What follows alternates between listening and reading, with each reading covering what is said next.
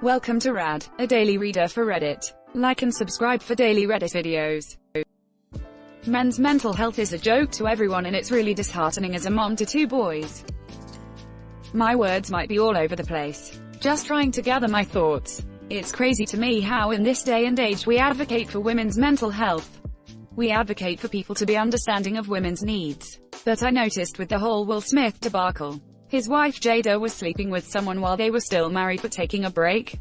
Anyways, in the video he looks really sad and like he'd been crying, might have just been tired, but nevertheless, the internet wouldn't stop with the jokes. If the shoe were on the other foot, it would be people banding together calling others insensitive.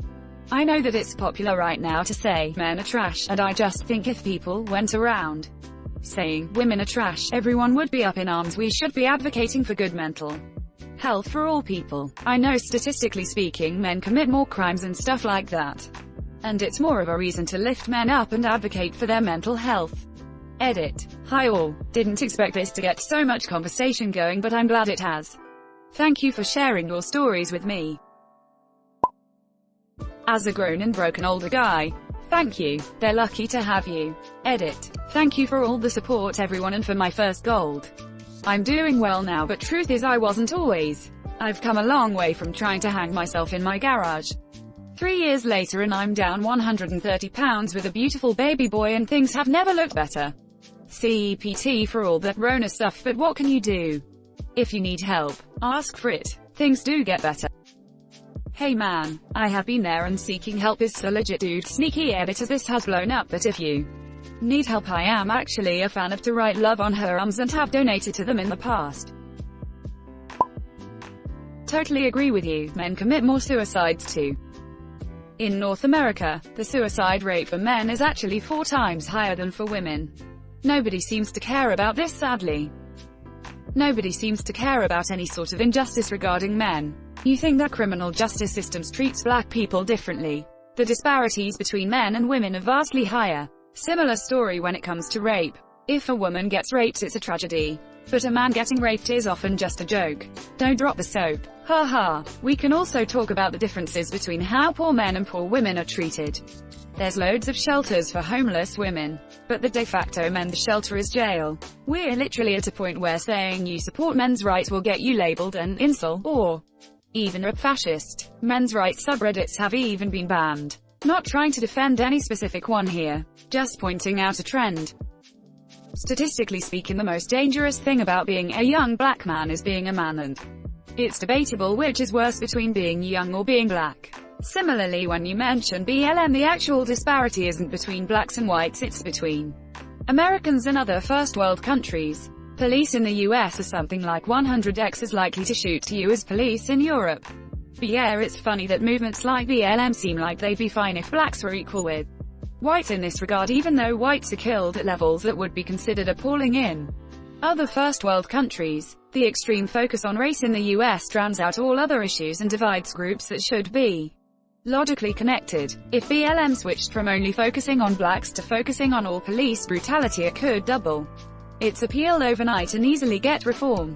But by ignoring the 70% of people killed by police who aren't black and actively attacking those who bring up equality between all lives, it immediately alienates these other groups.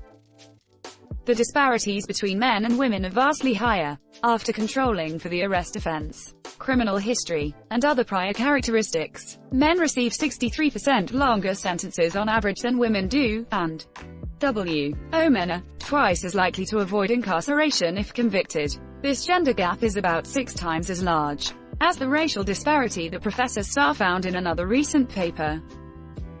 It's very likely that posting this study in our politics or a similar subreddit will get you banned. Well, then they definitely would ban further research showing that women of every ethnicity are about 20 times less likely to die to police force than men of any ethnicity, even by their own rules. BLM should really be Men's Lives Matter, or, at the least, Black Men's Lives Matter, but, as can be sussed out by the marketing materials, women's lives apparently matter quite a bit more. Will Smith looked like a broken man who is sick and tired of his good faith being taken advantage of. But all the internet did was laugh and make memes about his wife getting piped by some dude that he let into his life because that same dude needed his help. Will Smith is the personification of positivity, selflessness, and trust backfiring. If people treat a Will Smith like crap when he's been crying, imagine how people treat some average man when he's been crying. As a man who was diagnosed with EPD at 24 due to a life of childhood abuse, I can say now that my current state was caused by me being either rejected or misdirected when I cried out for help. Even when I told my grade 8 guidance counselor that I wanted to kill myself, and that my mom was abusive and unstable, she still went and called my mom, thus escalating the situation when I got home.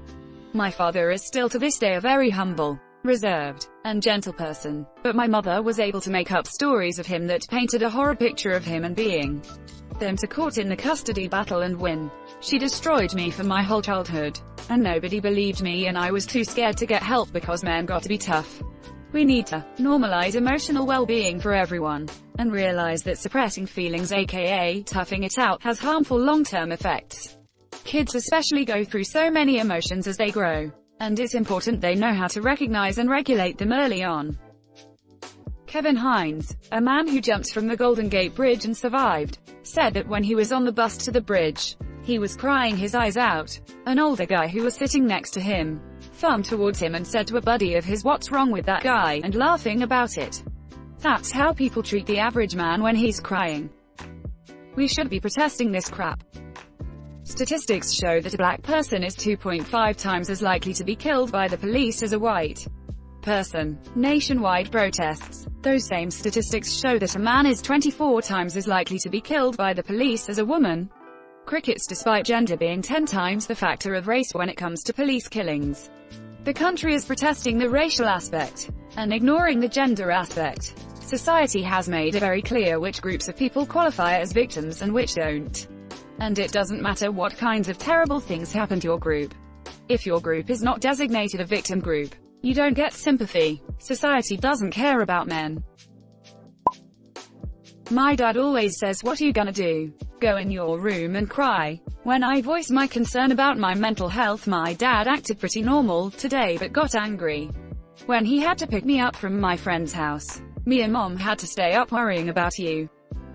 Guarantee you that your dad voiced the same concern once upon a time and was told the same thing. Now saying that is the only thing he knows how to do when in that situation, because it's the only response he's learned. Don't let it get to you. Your feelings and health are important, and you should try and seek help if your mental health is seriously bad. Yes, go to your room and cry. Ain't nothing wrong with that. Call a friend and vent. Just know you can talk about these things. Freak what you heard. Father of 2 boys. Not sure if you've gotten them in school yet and been automatically told they have ADHD or ADD and that you need to put them on drugs. That's the public school system's answer to generalized education, meaning all boys must act like girls and sit still 100% of the time. I refuse to give my oldest drugs for the sake of just giving drugs. I got him a life coach that really helped him out, and not a single pill was popped. So when mental health is taken into consideration for boys, it's done so other people don't have to deal with boys, not for the boys' own health. Those drugs are not good for every kid and lead to major long-term problems. The way we treat men in society is a joke. Men are constantly told their feelings don't matter. They're constantly told that they're privileged. They're constantly told they're the cause of society's problems. It's mentally devastating for men that don't fit that image. I think it's just abrasive for some kids, especially as you go through the education system and hear a lot of "this girl can," and slogans and role models encouraging girls to pursue academic success, which is great, but there's just nothing of the same for boys. And then you're taught that as a man you are privileged, yet one sits there thinking, what the flip have I done? I think I'm education. The issues boys face are just never considered. I didn't even realize that the ratio of boys, girls going into university in the UK was something like 40 to 60. Yet there's still this massive push in schools to encourage girls to do STEM subjects.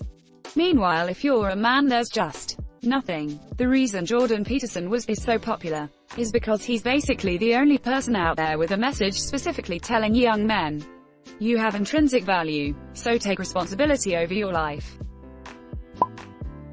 This is very true. I have a couple of female co-workers who harass and mentally torment the living crap out of me. Constantly make my job difficult. Constantly trying to cut me down. Nobody cares if I say one word to either of them. Not mean or arguing, just pointing out logical problems with something. They literally start crying and I'm the world's biggest butthole.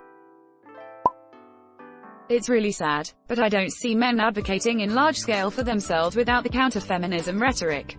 So I'm not all that sad. On my circles, though, I try to validate and help to think through my friends. All of them. Emotions. It saddens me that I'm now able to do more. Thanks for watching Rad. Like and subscribe for daily Reddit videos. If you like these videos, check out Rad too.